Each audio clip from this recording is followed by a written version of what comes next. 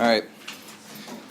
Some of these questions, we follow the exact same procedure as we would for making an equation or making a graph, but the problem is that these types of questions can be a bit difficult because they often use time on the x-axis rather than an angle. So one of the best ways to learn how to do some of these application questions is just to try them out. The best way to learn is by doing. A group of students are tracking their friend John, who's riding a Ferris wheel. They know that John reaches the maximum height of 11 meters at 10 seconds.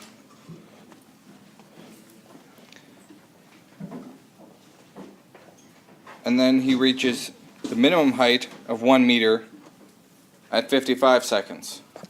So what we can do is we can make a table of values. So he reaches at 10 seconds, he reaches his maximum height of 11 meters. And then at 55 seconds, he reaches his minimum height of 1 meter. When will he be back up to his maximum height of 11 meters?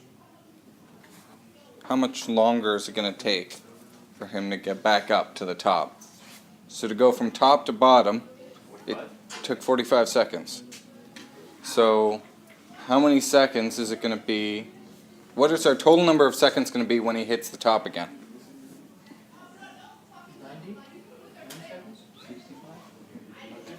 45 seconds plus 55 seconds. Alright, 100 seconds. So if we were to graph it, it would look something like this. We have his height there on the y-axis, and we have his time there on the x-axis. So let's graph this. So he goes down to his minimum, and he comes back up to his maximum. And that looks a lot like a cosine function. So what we can do is we can map this pattern using a cosine function. So let's find A. How do we find A? What's our procedure for finding A when we're taking... Isn't A 10? Right. Pardon? I didn't quite catch that. To get A, right? Yeah. What did you say? I didn't hear it though. It's maximum minus minimum divided.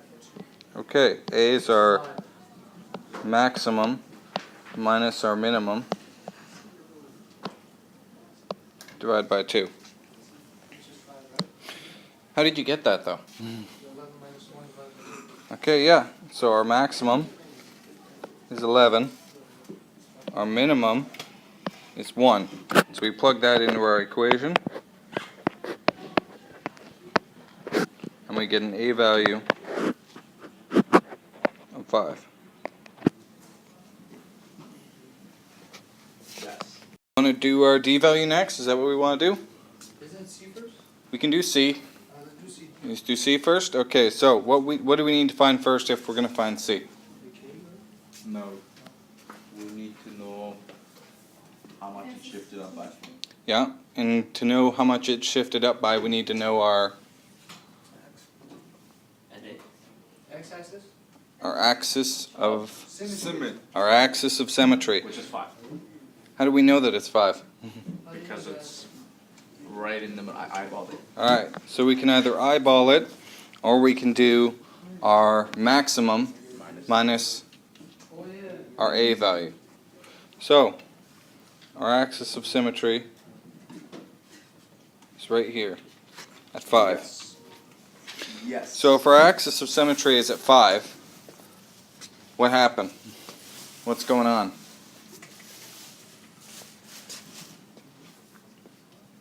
What's our axis of symmetry normally at for cosine 40? function? Is it 40? What do you mean 40? No, it's not 40. So we're going C. So C is what? What is C? Vertical shift.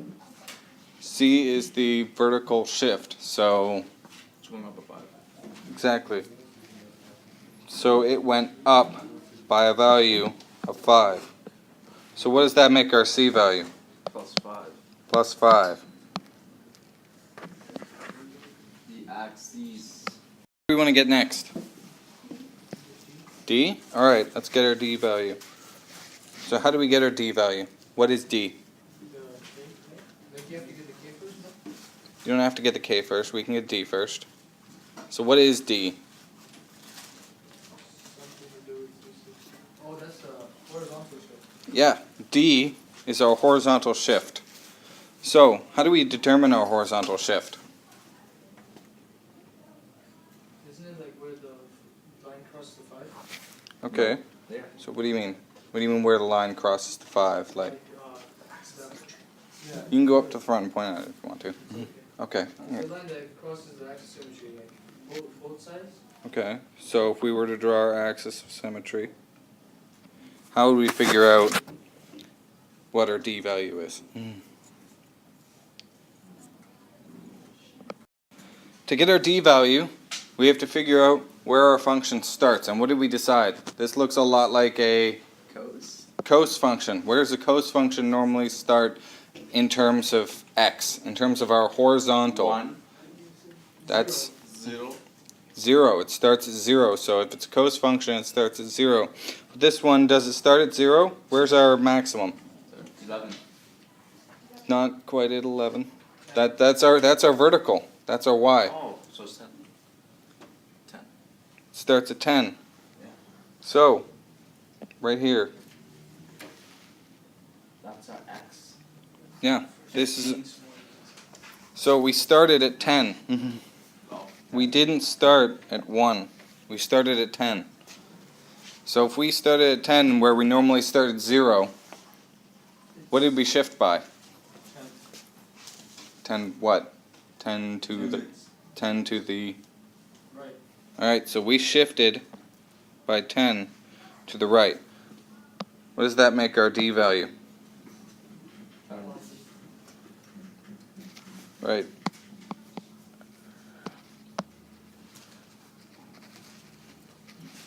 Alright, so if we shifted to the right by 10, that makes our D value positive 10. Last but not least, what are we finding now? K value. How do we find our K value? We have to know our period first. Okay, how do we figure out our period? Where it ends. Where the graph starts again. Okay, so where it starts, where's it starting?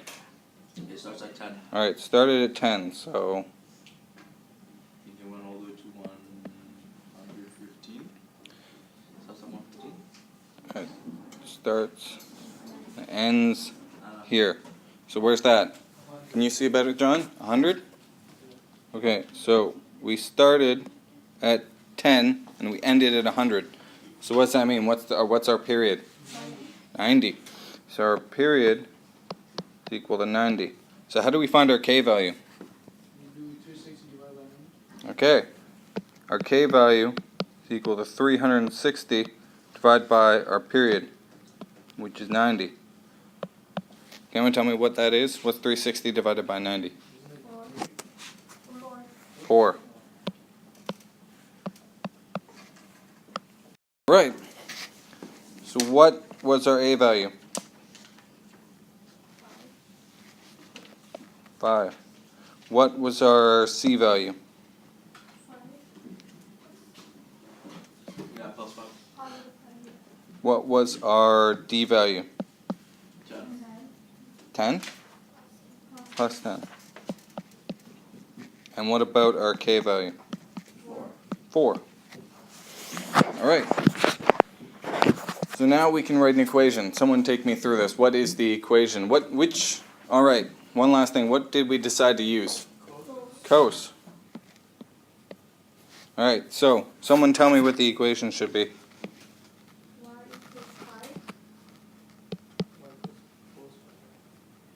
Y equals 5. Cos.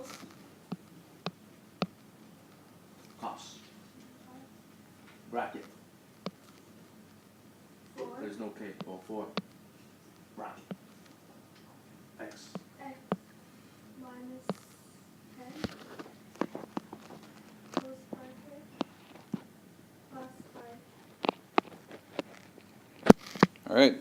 see if I can write that a little bit neater.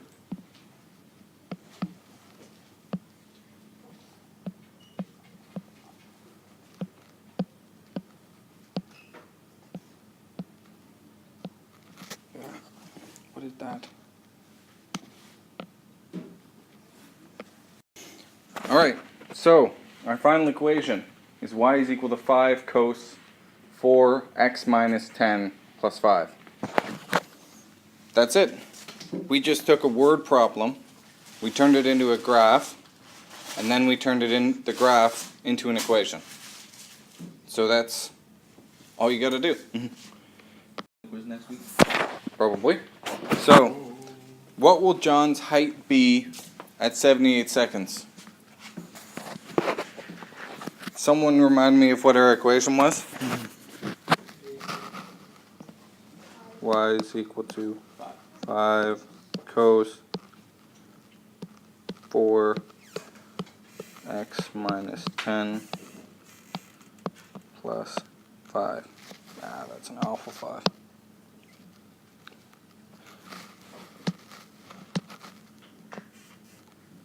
Okay, so how will we figure out what John's height is at 78 seconds? In this equation, what is y? 5. If we're look back at the first set of our notes when we made the table of values, what is y?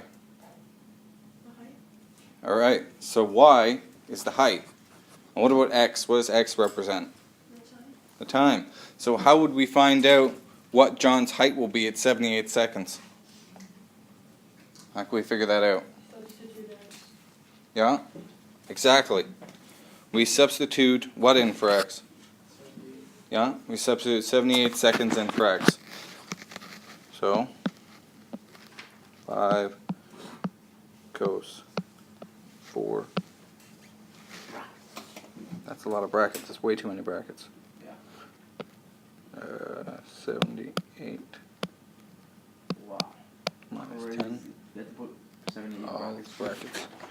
I do. You don't have to. Plus 5. Alright. Can someone calculate that up for me? What is that? Alright. Yeah, he said 5.17 meters. So, that's how high John will be off the ground at 78 seconds. Do it again, So, you don't always have to graph. You can take all the information you need right from the question. So, a team of biologists have discovered a new creature in the rainforest. They note that the temperature of the creature varies over time. A maximum temperature of 125 degrees occurred 15 minutes after they began their examination. 28 minutes later, they observed the lowest temperature of 99 degrees. So what we want to do is we want to find a way to predict the animal's temperature over time. We can take this information and we can find an equation. So if we want to find our A value, what's our normal procedure for finding A? A max minus min over 2. In this case, what is our maximum? What's our maximum value? 125. What's our minimum value? 99. Can someone calculate that up for me? Alright, so our A value is 13. Alright, now let's find our C value. How do we find our C value? What's the first step when we want to find our C value? What do we got to find first? The axis of symmetry. The axis of symmetry. How do we find our axis of symmetry if we can't eyeball it? We gotta estimate it. What do you mean estimate? How can we can calculate it. We don't have to estimate it. How can we calculate our axis of symmetry? Oh, max minus A. Exactly. So our axis of symmetry is going to be our maximum So 1. minus our A. What's our maximum? 125. 125. So it's 112. 125. What was our A value again? 13. 13. It's 112.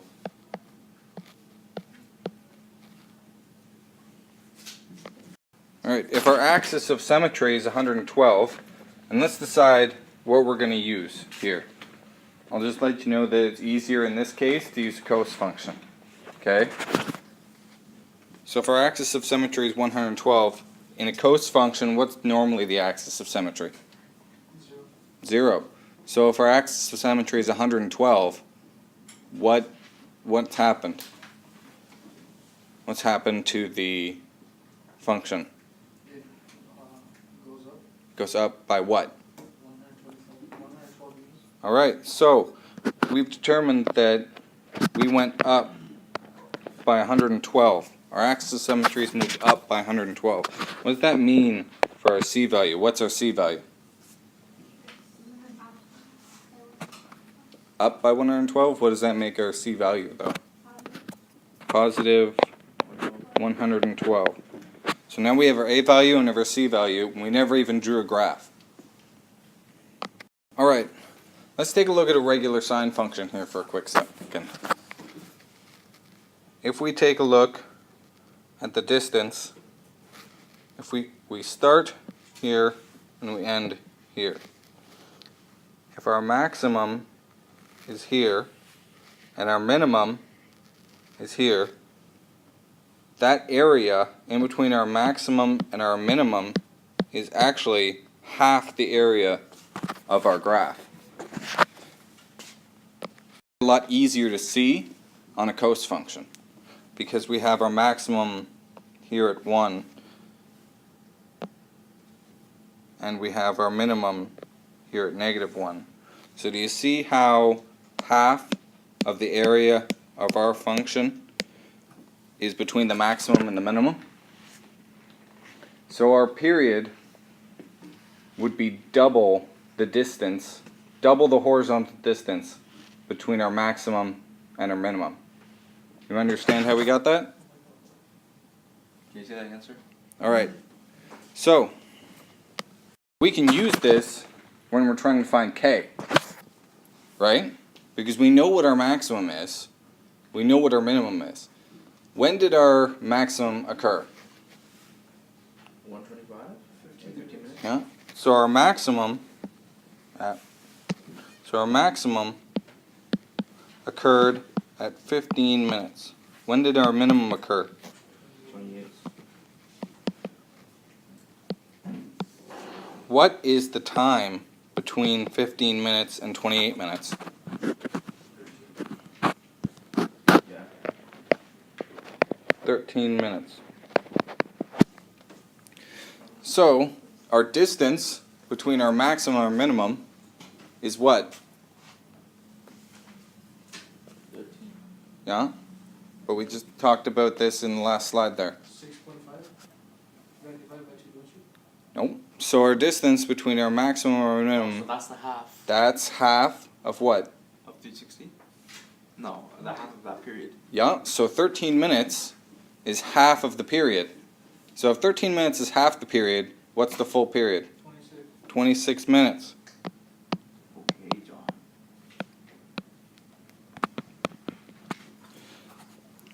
If our period is 26 minutes, how do we find our k? If our period is 26, what's our k value? How do we find that?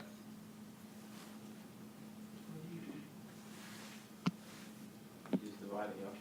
Divide 1. What are we dividing? How do we find our k value? It's 13.8, no? You don't divide 360 by 26? Yep. So, It's 13. to find our k value, we do 360 divided by our period, which is 26. So what's our k value? 13.8. 13.8. Alright. So, if we're using a cos functions start at their maximum. So they start at a horizontal value of 0. But where did this maximum occur? Yeah, that's the vertical, 125 degrees. But what time did it happen? 15 minutes after. Alright, so our maximum occurred at 15 minutes. So if our maximum is normally supposed to occur at 0, but instead it occurred at 15 minutes, what does that mean for our d value? How much have we shifted by? 15 Yep. Which direction? to the right. Yep. So we have shifted to the right by 15 minutes if we're using a cos function. So our d value would be what? Positive. Positive 15. 15. Alright. Let's recap. Our a was 13. Our, what did we do next? What was it? Our c value. Our c value is 112. Our k value was 13.8. And our d value was 15. So if we're using a cos function, someone let me know how we're doing this. What is the equation? Y equals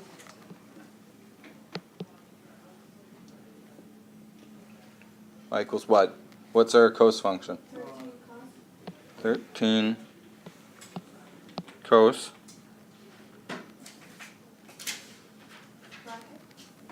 Bracket. Bracket. What next? 13.8. 13.8. Bracket. X minus 15. Alright. Plus 112. See if I can write that a little bit neater down here. Should have started down here.